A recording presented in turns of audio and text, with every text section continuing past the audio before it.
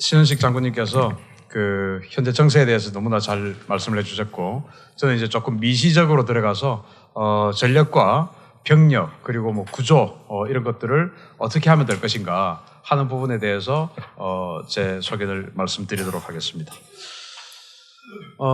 목차는 이렇고요. 그 미래전은 어떤 양상이 될 것이냐, 뭐 저보다 여기 계신 분들이 훨씬 더 잘 아시겠지만 일단 전장이 확대가 될 것 같습니다. 바로 3차원 전장에서 5차원 전장으로 확대가 될 것으로 봅니다. 육해공, 기존에 우리가 알고 있던 그 육해공의 전장에서 이제는 우주 그리고 사이버 공간까지 확대한 5차원 전장으로 확대가 될 것이다. 따라서 더 할 일이 많아졌다는 말이 되겠죠. 그리고 이제 4세대 전쟁이라고 해서 그 여러분들 잘 아실 겁니다. 뭐 후방 지역에 대한 분란전부터 시작해서 뭐 여러 가지 그런 비정규전 이런 것들의 어떤 위협들이 굉장히 극대화될 것이다. 여기에 대한 대비가 반드시 필요하다라는 말씀을 드립니다. 두 번째는 미래전은 또 어떤 양상이 될 것이냐. 병력 중심의 선현 전장에서 이제는 효과 중심의 비선현 전장으로 확대될 것이다 라고 생각을 합니다. 과거에는 이제 전선이 아주 중요하고 그 전선 내에서의 무력 경멸이 중요시 되었지만 이제는 미래전은 전장과 전선의 구분이 없고 적의 무력 즉 수단보다는 적의 지휘부 즉 의지의 경멸이 더 중요하다. 따라서 적도 우리의 수단보다는 의지의 경멸을 더 중점적으로 공격해 올 것이다. 우리는 또 그 부분에 대한 공격과 방어에 대해서 좀 더 연구해야 되겠다라고 생각을 합니다. 그리고 이제 밀집형 근거리 접촉 개념의 전장에서 분산 및 정밀 파괴로 바뀔 것으로 예상을 합니다. 기존 그 전장은 밀접한 병력이 가시선 내에서 적과 근접해서 전투를 벌이는 근거리 그런 전투였는데 미래는 감시정찰 자산의 기술 발전과 더불어서 보급 수준의 확대 그리고 타격 자산의 정밀화 또 장사정화로 가시선 밖에서 다수의 분산 표적에 대한 정밀 타격 형태로 전투가 확산될 것이다 라고 예상을 합니다. 작전 환경의 변화를 제가 이제 좀 복잡하게 적어놨는데 복잡하지만 딱 이것을 몇 마디로 구분을 하면 일단 위협이 다중영역의 위협이다. 그리고 임무가 다변화될 것이다. 그리고 이제 장기화된 복합 전장으로 변할 것이다. 그리고 인간 중심의 전장, 즉 과거에 이제 2차 대전 때 미군이 1,200만 명이나 동원을 하고 뭐 소련군도 그렇게 1,200만 명씩 동원하고 했던 그래서 무자비하게 병력을 군단급 또 군급으로 집어넣던 그런 전쟁은 이제는 없을 것이다. 사람 하나하나가 굉장히 소중한 그런 전장으로 변할 것이다 라고 예상을 합니다. 전장 환경 변화에 따른 우리 또 전투력 그 변화 분석을 해보면은 일단 전투력 구성 요소는 잘 아시겠지만 정보, 기동, 화력, 그리고 지휘 통제, 방호, 전투력 지속 이렇게 나눌 수가 있다고 보면 우리 요구되는 변화는 그 취급 정보 영역의 다변화다. 그리고 제대별 정보 상황 인식을 공유하는 그런 필요성이 증대됩니다. 그리고 병력이 감소 폭이 크기 때문에 반비례로 기동력이 증강되어야 된다는 필요가 있다고 봅니다. 병력이 감소되니까 빨리빨리 어떤 그 선택과 집중을 옮겨가면서 할 수 있는 그런 기동력 증강이 필요하다라고 생각하고 대량 화력 투사를 통한 대량 파괴를 이제 지향하고 아주 화력 운영을 신속, 정확하고 치명적으로 핀포인트 타격을 할 필요가 있다. 그러려면 좀 더 장사정화 그리고 정밀화가 필요하다고 봅니다. 네트워크를 통한 물리적 공간의 극복을 해야 된다. 그래서 여러 가지 지휘 통제 어떤 시설이 훨씬 더 정확하고 또 방호 능력이 좋아야 된다고 생각합니다. 그리고 방호 능력에 있어서는 물리적, 심리적 그리고 사이버 쪽에서도 방호가 이제는 필요하다. 예를 들어서 북한이 EMP 공격을 했을 때 우리는 어떻게 할 수 있느냐. 사실 뭐 널리 알려진 그 국감 때마다 나오는 널리 알려진 사실이지만 우리가 국방계획을 통해서 군단 위주의 전쟁을 하기로 하면서 각 군단의 지휘 통제 벙커를 전부 새로 만드는 것을 제가 봤습니다. 그럼에도 불구하고 그런 군단급 지휘 벙커들이 EMP 방어는 지금 전혀 되지 않는 그런 현실이다. 그러면 북한은 절대로 EMP 공격을 안 할 것이냐. 그러면은 북한은 EMP 공격에 대한 방어 전이 없이 어떻게 군단급 전투를 할 수 있다는 것이냐. 이러한 현실적인 상황이 있습니다. 모든 것은 왜 그러냐라고 물어보면 예산 때문이라고 합니다. 그럼 예산이 많이 들면 하나하나씩이라도 제대로 해 나가야 된다. 그리고 이미 지난 것은 다시 해야 된다. 왜? 누구나 예상할 수 있는 그런 적의 위협이기 때문에 그 누구나 예상할 수 있는 적의 위협에 대한 대비는 반드시 필요하다고 생각을 합니다. 그래서 전투력 지속면에 있어서는 장기전을 대비하는 안정적인 예비전력 구성이 필요하다. 이제는 병력 하나하나가 굉장히 소중하기 때문에 즉 동원한 병력들조차도 아주 안전하게 우리가 관리할 수 있는 그런 무기체계, 무장 능력, 구조 이런 것들이 필요하다고 봅니다. 이제 그러면은 이제 그 어느 수준의 병력이 적절하냐 이런 것을 이제 생각해 보면 제가 무선 마이크를 들고 나가서 하겠습니다. 영토를 수호하기 위해서는 북한과 주변국에 대한 거부적 억제 전력이 필요합니다. 그리고 억제 실패 시에는 적 위협에 대해서 격퇴하고 응징할 수 있는 그런 정도 수준은 되어야 된다. 그리고 이제 북한의 군사적 요거는 이제 북한과 주변국에 대해서 이야기입니다. 예를 들어서 일본이 우리를 봉쇄를 했다든지 중국이 우리에게 대규모 탄도미사일을 발사를 해서 아주 무력화시키는 의지를 말살시키는 그런 어떤 초기 전쟁을 주도한다든지 할 때 어떻게 우리가 할 수 있을 것이냐 이런 걸 생각해 봐야 되고 전통적인 이제 북한의 군사협에 대응해서는 북한의 비대칭적 전력 억제 및 격퇴 가능 전력이 우리는 반드시 있어야 된다. 그리고 재래식전 수행을 위한 북한은 여전히 핵이 없다 하더라도 대규모 재래식 전력을 가지고 있기 때문에 그런 수행을 위해서 기동, 화력 전력도 우리도 아직은 또 미래에도 필요하다라고 생각합니다.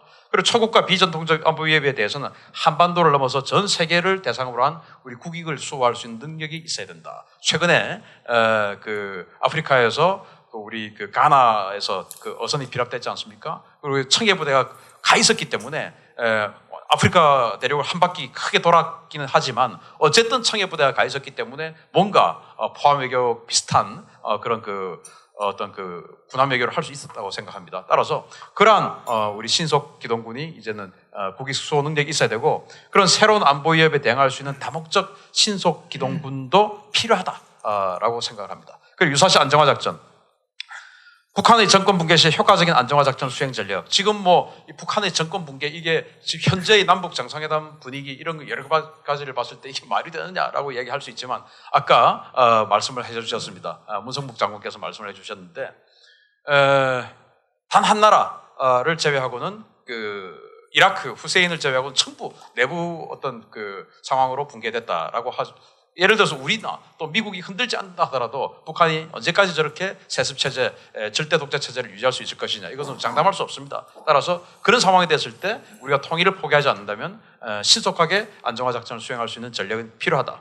그리고 이제 안정화와 상황 관리를 위한 민사 심리전 수행 전력도 반드시 필요하다라고 생각합니다. 그러면 이제 어느 수준의 또 병력을 규모가 필요한가를 또 볼 때 역할과 요구 능력 그리고 이제 아까 장거리 전략 타격 전력 이건 바로 중국이나 일본 같은 경우를 대비해서 우리 유도탄 사이렌물을 좀 더 크게 확대를 해야 된다. 왜냐하면 중국 같은 경우에 이 한반도 주변 즉 이 동북 삼성과 산둥반도 이 유역만 해도 약 600여 기의 단거리 탄도미사일을 배치를 하고 있습니다. 600여 기의 단거리 탄도미사일의 사정거리는 미국을 절대 공격할 수 없는 1500km 이하의 탄도미사일들입니다. 이 600여 개의 탄도미사일에 대해서 그러면 그 목표는 어디냐? 명약관하게 한반도입니다. 따라서 그런 부분에 대해서 우리가 어떻게 방어하고 또 타격할 수 있는 그런 능력이 있을 것이냐 이런 부분에 대해서 우리는 지금 아까 말씀을 해주셨죠. 탄도 중량이 해제가 되었고 사정거리가 좀 연장이 되었는데 또 그 사정거리를 더 연장할 수 있는 그런 작업을 미국과 지속적으로 해야 된다. 그래서 1000km만 되면 베이징과 도쿄가 타격권에 들어오기 때문에 우리를 만약에 공격하면 베이징과 도쿄가 무사하지 못할 것이다 라는 정도는 있어야 되지 않겠느냐 생각합니다. 유사시에 아까 말씀드린 안정화 작전 수행 전력이 필요하고요. 그리고 이제 대규모 전면전과 국지전 수행 능력도 필요한데 전통적으로 대화력전 수행 전력 지금 북한이 장사정권 뺀다니까 대화력전 없어져도 되는 거 아니냐 이런 얘기가 벌써 나오고 있습니다. 그렇지만 결코 그렇진 않다. 그리고 기갑기계화 전력, 그리고 전투근무 지원부대 이런 모든 것들이 안정화된 안정적인 그런 게 필요하고요. 초국가 비전통적 위협 대응에서는 해외 신속기동부대 그리고 인도적 작전을 수행할 수 있는 상비부대가 필요하다라고 생각합니다. 어차피 지금 동맹부대나 한빛부대나 이런 여러 부대들이 나가 있는데 기존에 작전하는 부대에서 차출해가지고 보내서는 기존의 작전 부대도 펑크가 나기 때문에 아예 이런 그 해외 파병 부대가 반드시 필요하다고 생각합니다. 우리 대한민국의 위상이, 나라 위상이 이 정도는 항상 보유하고 있어야 되는 위상까지 올라갔기 때문에 이제는 필요하다. 그러면 이제 소요병력은 어느 정도 될 것이냐? 저는 영토 수호 부분에 있어서는 이거 이제 통일 이후를 생각해 봤습니다. 통일 이후에 이제 중국과의 국경이 1,300km가 넘어가게 됩니다. 그러면은 일단 평안북도 그리고 자강도, 양강도, 함경북도가 이제 그 국경을 마주하는 도가 될 텐데 이게 각각 하나의 기보사단들 그리고 2개씩의 차량화 보병사단 이렇게 해서 한 3개 정도의 그 기동화된 사단들을 각도에 배치하는 게 맞지 않느냐. 그리고 이제 1개 기보사 정도는 이제 예비로 보유를 하고요. 그리고 이제 이거 왜냐하면 이제 중국의 북부 전구, 그 선양 군구와 베이징 군구 이런 것들이 이제 북부 전국으로 통합되었지 않습니까? 따라서 이 북부 전국의 축선별 전력을 고려해서 이 정도는 있어야 되지 않겠느냐라고 생각을 합니다. 북한의 군사 위협에 대응해서는 현행 편성하고 개편 소요, 지금 국방개혁 어차피 하고 있으니까 그걸 유지를 하고, 그리고 초국가 비전통적 안보 위협에 대응해서는 여단급 신속 기동부대 그리고 여단급 상설 파병부대가 필요하다. 이런 게 앞으로 추가로 필요하다라고 생각을 합니다. 그리고 유사시 안정화 작전을 위해서는 북한 지역에 각 도별로 뭐 이렇게 해가지고 한 11개 보병사단 그리고 이제 북한 지역으로 들어갔을 때도 우리 대한민국의 현재 여러 가지 어떤 북한에 협조하는 건 종북 세력들이라든지 뭐 아로 상황에서도 봤듯이 그런 것들 그리고 후방으로 침투하는 잔적들 뭐 이런 것들을 안정적으로 관리하기 위해서 방어하기 위해서 9개 보병사단이 여전히 필요하다. 그래서 따라서 다음에는 한 35개 사단은 필요하지 않느냐 이런 생각을 해봤습니다. 그러면 이제 지금 현재 국방 개혁에서 이 정도로 31개 사단으로 감소됩니다. 그런데 말이죠. 그 주요 석학들, 즉 브루스 베넷 박사나 제니퍼 린드 박사 이런 사람들이 연구해 놓은 것을 보면 북한이 붕괴를 했을 때 북한이 스스로 이제 한반도의 대한민국의 흡수 통일이 되기를 바란 상태에서, 즉 아주 우호적인 상황에서도 안정화 작전을 할 때는 소요병력이 최소 26만에서 40만 정도가 필요하다. 이거는 우리 전체 병력이 아니고 안정화 작전 하러 들어가는 병력이 이 정도 필요하다라고 브루스 베넷이나 제니퍼 린드가 그렇게 연구 결과를 발표를 했었습니다. 따라서 우리가 대규모 병력이 필요한 것은 사실이다. 그러면 미래전의 그리고 이제 미국도 아프간전, 이라크전 이걸 하면서 지상군 병력을 한 10만 명 정도 증강을 시켰다가 그 2개의 전쟁이 끝나고 나서 지상군을 다시 한 10만 명 감축을 했죠. 그래서 결국 지상군들이 아주 필요하다는 것을 우리가 알 수 있습니다. 그러면은 어떻게 병력을 충당할 것이냐. 지금 인구 절벽에 국방개혁으로 해서 상비군은 줄어들고 거기다가 복무기간까지도 설상가상으로 단축되는 이 마당에 어떻게 할 것이냐. 그리고 이제 앞으로의 그 작전 수행 개념은 전쟁 조기 종결을 위한 한국군 주도의 공세적 전쟁 수행 개념으로 발전할 것으로 국방부에서는 지금 예상 계획을 짜고 있죠. 이것은 제가 이야기하지 않아도 될 것 같고, 그러면 이제 조기 종결을 위해서는 어떤 전력이 필요하냐? 감시 정찰 전력, 그리고 화력, 그리고 공정, 기동 이런 것들이 필요한데 전쟁 조기 전력과 안정화의 핵심 조건은 결국 정예 전투력, 즉 병력의 유지입니다. 병력의 유지. 전쟁 조기 종결을 위한 첨단 전력 에다가 정예화, 기술화, 숙련화된 정예 병력이 필요합니다. 안정화 작전은 결국 맨투맨입니다. 따라서 일정 규모 이상의 지상군 병력 유지가 필요합니다. 그러면 정예화, 기술화, 숙련화된 정예 병력이 필요하면 과연 복무기간을 이렇게 단축시켜서 정예화, 숙련화 할 수가 있느냐? 이건 아니라고 봅니다. 그리고 인구 절벽에 의해서 지금 대학교도 완전히 지금 2022년도부터는 지금 60개 대학이 사라질 것으로 지금 예상이 되는 그런 상황인데 일정 규모 이상의 지상군 병력 유지가 필요한데 과연 우리가 그것을 해낼 수 있느냐? 어렵습니다. 그래서 그럼 어떻게 할 거냐? 감시정찰 전력은 현재 C4ISR 전력이 절대 부족합니다. 이것들의 확충, 이건 뭐 모든 우리 여기 계신 그 지휘관 출신 분들, 현재 지휘관 분들께서 저보다 더 잘하고 계실 겁니다. 그래서 이러한 부분에 대해서 확충이 필요하고요. 화력, 재래식 화포 중심 화력에서 장거리 정밀, 유효 타격 달성이 지금 제한되고 있으니까 개선해야 됩니다. 유도 포탄이라든지 더 장사정화된 어떤 그 포탄이라든지 이런 것들로 바꿔야 됩니다. 그리고 공정부대를 지금 만들겠다고 하는데 수송수단이 절대 부족합니다. 미군 지원 없이 대규모 공정작전이 가능합니까? 절대 아닙니다. 그래서 우리 공정부대 필요한데 그러면 수송수단의 확충이 필요하다.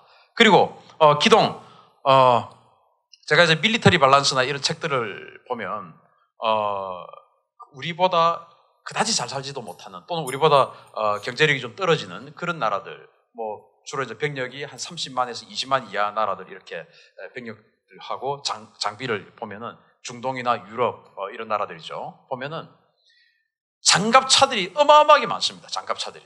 그래서 그 장갑차들에 들어가는 병력 숫자, 그 뭐 각 장갑차들 모델별로 다 병력 숫자 다르니까요. 그 병력 숫자하고 이 지상군 전투병하고 나눠보면 지상군 전투병 숫자보다 장갑차에 들어가는 병력 그 유휴 공간 숫자가 훨씬 더 많습니다.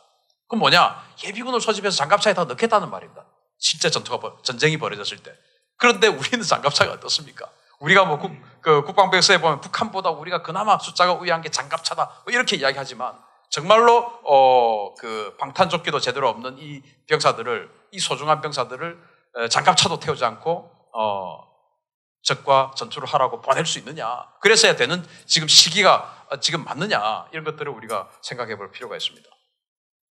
그래서 현대전 수행에 적합한 장갑 차량이 절대 부족합니다.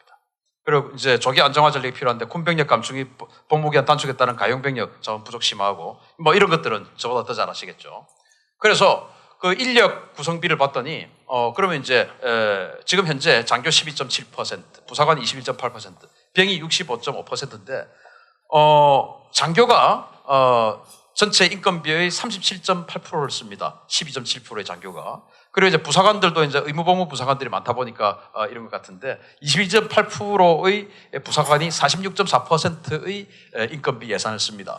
65.5%의 병사들이 15.8%의 예산을 씁니다. 따라서 지금 뭐 국방개혁이 주창하고 있는 간부 위주의 병력 구성을 만약에 갔을 때 과연 이걸 감당할 수 있느냐? 굉장히 저는 힘들다고 생각합니다. 그러면 어떻게 해야 되냐? 복무기간 단축 시기를 조정해야 된다고 생각합니다. 이게 지금 국방개혁실장이 와 계시는데 저같이 바른말 하는 사람들 전부 배제하고 이렇게 국방개혁 진행해도 되는 겁니까, 실장님? 예? 어떻게 생각하세요, 실장님? 예? 나 같은 사람 가면은 괜히 귀찮으니까 싫은 소리 하고 하니까 저 빼라, 신인균이 빼라.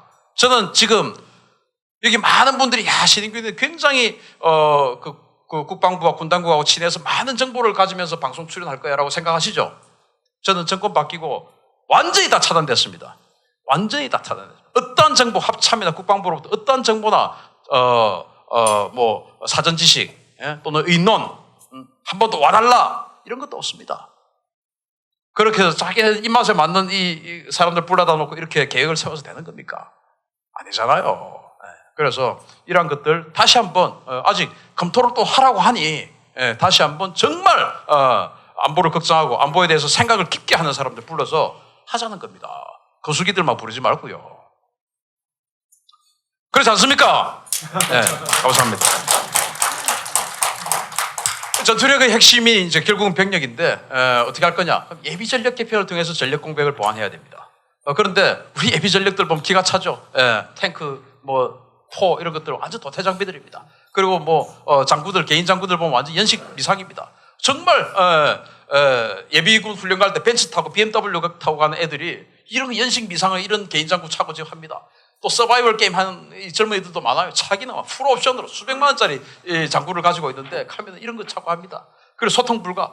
통신이 안 돼요. 왜? 훈련할 때 그냥 휴대폰으로 다 되니까 안 돼요. 저들을 상실합니다. 아무데나 오줌 누고 딱 7,000원치 일만 합니다. 가서 7,000원짜리 사람이 돼버리는 겁니다.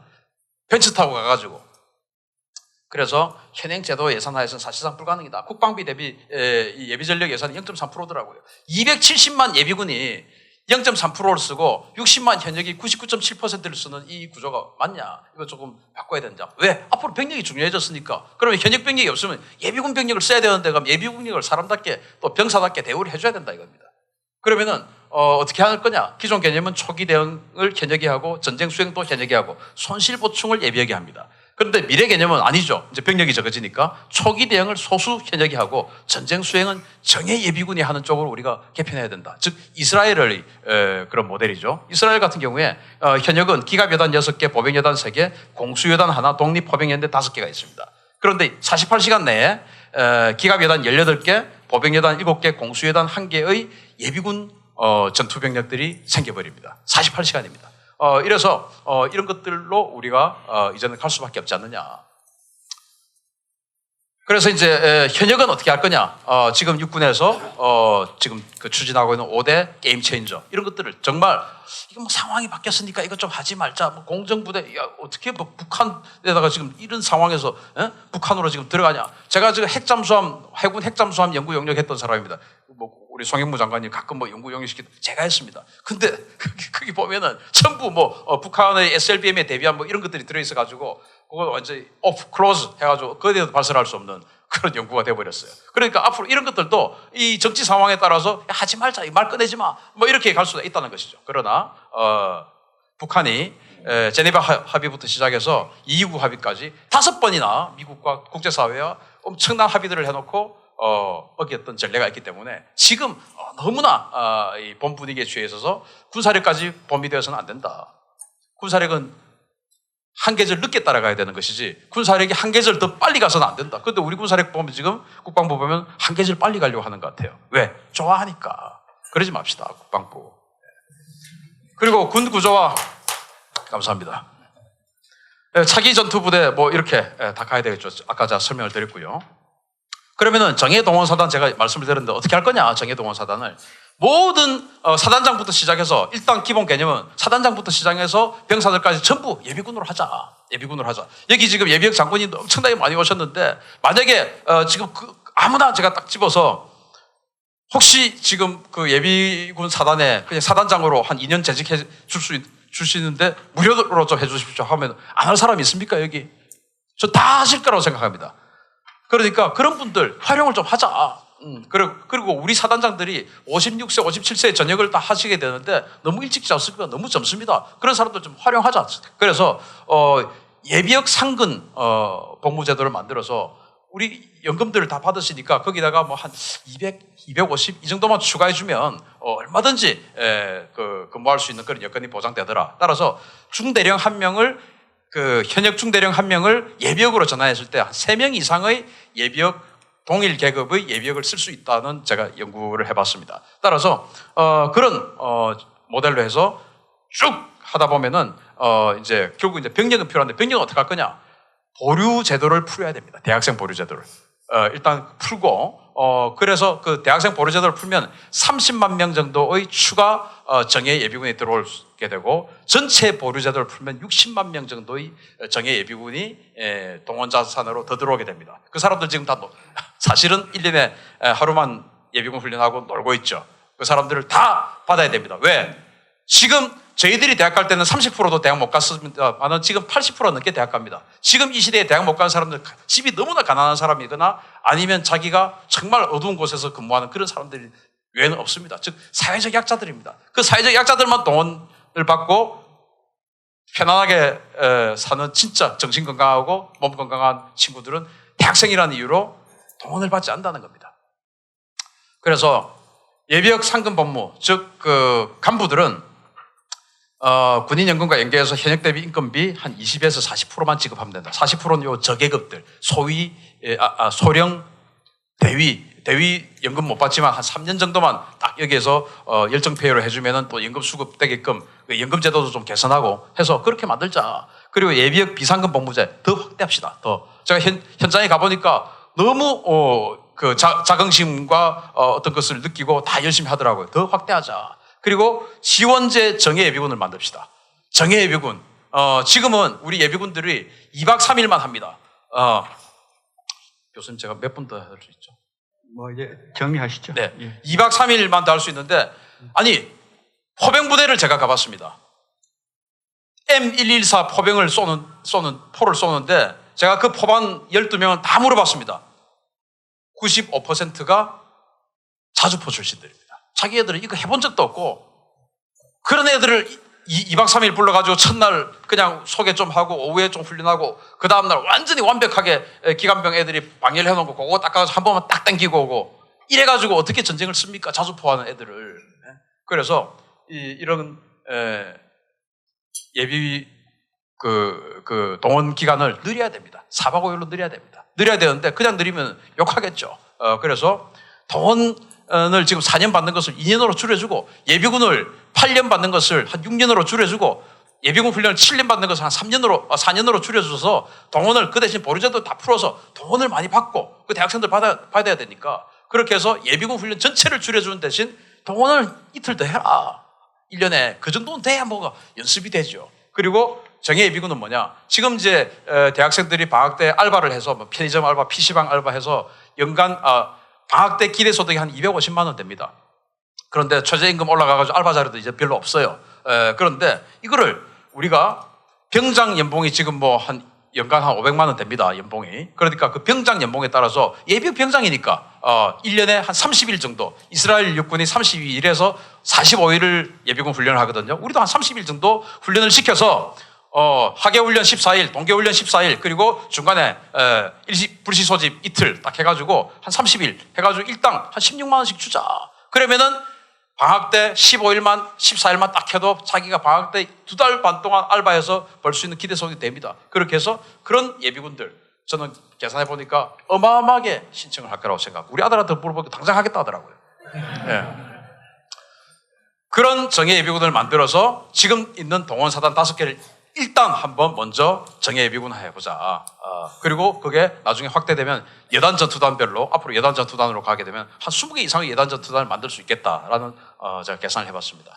그래서 그러려면 결국은 이제 국방 예산 증액을 통한 첨단 장비 확충을 해야 되고 물량 중심의 군에서 질적 우세군으로 가야 됩니다. 5대 게임 이제 정리하는 겁니다.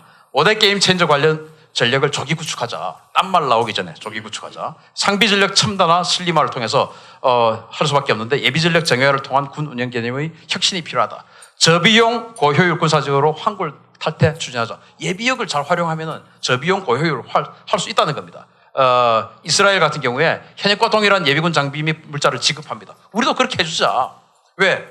해야 때 썼던 걸 그대로 해야 우수한 그 정예병이 되니까요. 미국은 전체 국방 예산 대비 9%를 예비 예산으로 쓰는데 우리는 아니죠. 0.3%죠. 그러니까 이런 것들을 국방 예산 대비 10% 수준으로 확대해서 모든 예비 그 병력들을 정말 정예화된 예비군으로 만들자. 그래서 할 수밖에 없다. 한반도를 이제 결어냅니다. 한반도를 둘러싼 국제 정세는 급격히 변하고 있는데 미래전 양상도 변화합니다. 그래서 인간이 굉장히 중요시되는 전장으로 바뀌었습니다. 따라서 우리는 현역은 초기 대응, 예비역은 전쟁 수행하는 그런 구조로 바꾸자. 현역은 초기 대응할 수 있는 확실한 전력을 장비를 또 지급해주자라는 것입니다. 그런 핵심 과제로 국방 예산 증액에 반드시 필요하다라는 말씀을 드리면서 발제에 가름하겠습니다. 고맙습니다.